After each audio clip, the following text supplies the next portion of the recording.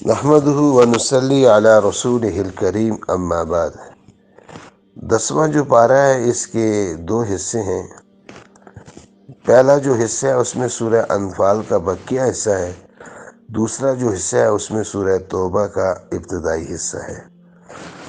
پہلا حصہ جس میں سورہ انفال کا بقیہ حصہ ہے، آج کے درس میں اس حصہ کو اور اس حصے کے بارے میں جو احکام ہیں ان کو یاد رکھنا ہے۔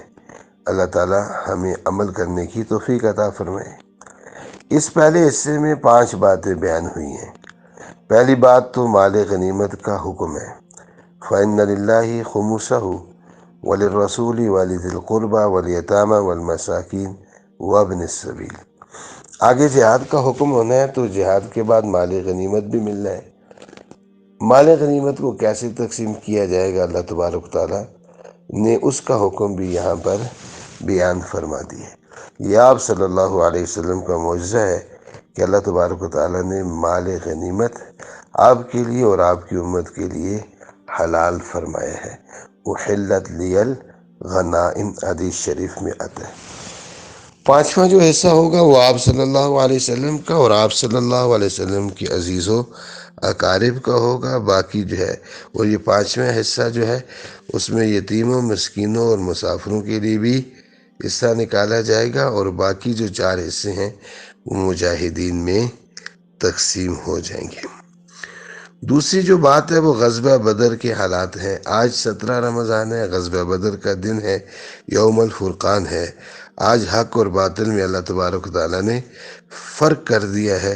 یوم الفرقان یوم التقى الجمعان، چھوٹی سی صحابہ کرام کی جماعت تھی، اللہ تبارک تعالیٰ نے ان کی مدد فرمائی، نصرت فرمائی اور ان کو فتح نصیب فرمائی۔ بدر کا ایک پیغام یہ بھی ہے کہ ہم سب ایک ہیں، ہماری کوئی قوم نہیں ہے۔ اگر قوم ہے تو وہ اسلام ہے، ہم سب مسلمان ہیں، ہم سب ایک ہیں۔ جو قومیں ہیں، جو خاندان ہیں، یہ صرف تعارف کے لیے ہیں۔ 2 قومی جو نظریہ ہے وہ کیا ہے کہ دنیا میں 2 ہی قومیں ہیں، یا مسلمان ہیں یا کافر ہے۔ قومی تعصب کا رد ہوا ہے غزوہ بدر میں، قومی تعصب کا رد کیا گیا ہے۔ اور دوسری بات کافروں کے ساتھ معاشی بائیکاٹ ہے۔ بہرحال غزوہ بدر کے حالات بھی اللہ تبارک و تعالیٰ نے یہاں پر بیان فرمائے، جس سے ایمان والوں کو بڑی تسلی ہوتی ہے۔ تیسری جو بات ہے وہ اللہ تعالیٰ کی نصرت کے 4 اسباب کا بیان ہے۔ اللہ تبارک و تعالیٰ کی نصرت چاہیے، مدد چاہیے تو پھر 4 کام کرنے ہوں گے۔ پہلا کام ثابت قدمی ہے، دشمن کے سامنے بھی ثابت قدم رہنا ہے اور اللہ کے حکم پر بھی ثابت قدم رہنا ہے۔ جب ثابت قدم رہو گی تو اللہ کی مدد تمہارے ساتھ ہوگی۔ اذا لقیتم فئۃ فاثبتوا۔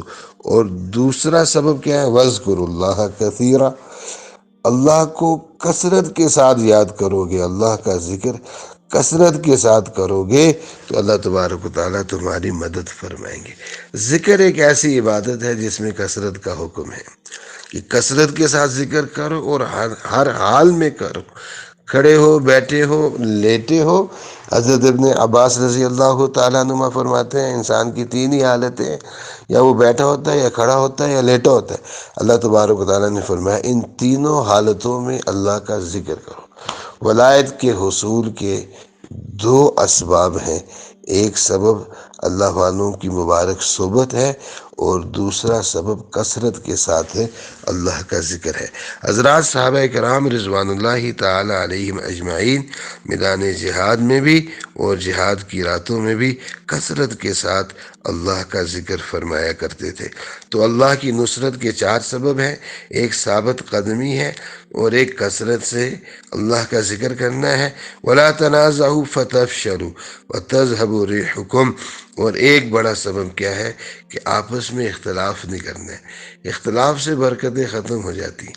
ید اللہ علی الجماع، جب تک اتفاق رہے گا اللہ کی مدد بھی ساتھ رہے گی۔ وَاعْتَصِمُوا بِحَبْلِ اللَّهِ جَمِيعًا، اسی سے اجتماعی قوت حاصل ہوتی ہے۔ زندگیوں میں تقوی ہو اور آپس میں اتفاق اور اتحاد ہو، ایسی قوت حاصل ہوتی ہے جس قوت کو کوئی توڑ نہیں سکتا۔ ہر حال میں اختلاف سے بچنا چاہیے۔ اور چوتھا سبب صبر کرنا ہے، وَاصْبِرُوا إِنَّ اللَّهَ مَعَ الصَّابِرِينَ۔ صبر کرو گے تو اللہ تبارک و تعالیٰ خود تمہارے ساتھ ہو جائیں گے۔ یہ نصرت کے 4 اسباب یہاں پر بیان ہوئے ہیں۔ ایک ثابت قدمی ہے، ایک کثرت سے ذکر ہے، ایک آپس کے اختلاف سے بچنا ہے، اور ایک صبر کرنا ہے۔ چوتھی جو بات یہاں پر بیان ہوئی ہے وہ جنگ کے متعلق ہدایات ہیں۔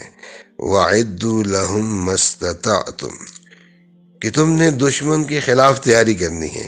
اور تیاری 3 طرح کی ہے، مادی تیاری بھی کرنی ہے، عسکری تیاری بھی کرنی ہے، اور روحانی تیاری بھی کرنی ہے۔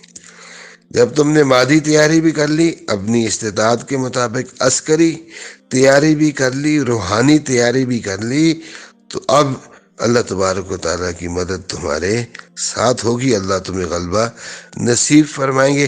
تو ایک طرف تو یہ فرمایا کہ تم حسب استطاعت تیاری بھی کرو، اور دوسری طرف فرمایا ان جنحوا للسلم فاجنح لها، اگر کافر صلح کرنا چاہیں تو صلح بھی کر لو۔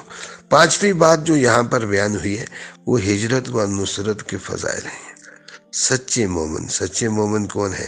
جن کے لیے مغفرت ہے، جن کے لیے رزق کریم کا وعدہ ہے، وہ ہجرت اور نصرت کرنے والے ہیں۔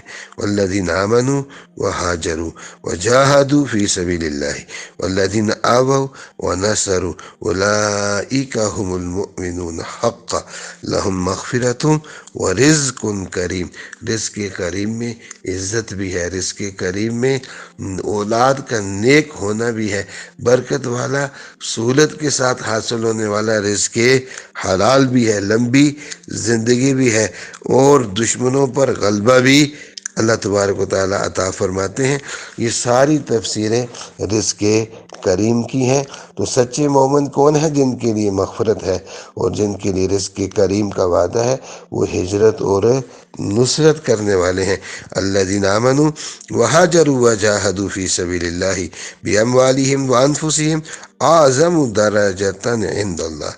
یہ جو دین کا کام کرنے والے ہیں، دین کے لیے ہجرت، دین کے لیے نصرت کرنے والے ہیں، ان کے اللہ کے ہاں بہت بلند درجات ہیں۔ وَأُولَئِكَ هُمُ الْفَائِزُونَ، اور یہی حقیقی کامیابی کو پانے والے ہیں۔ تو یہ 5 باتیں اللہ تبارک و تعالیٰ نے سورہ انفال کے اس آخری حصے میں بیان فرمائی ہیں۔ اللہ تعالیٰ ہمیں عمل کرنے کی توفیق عطا فرمائے۔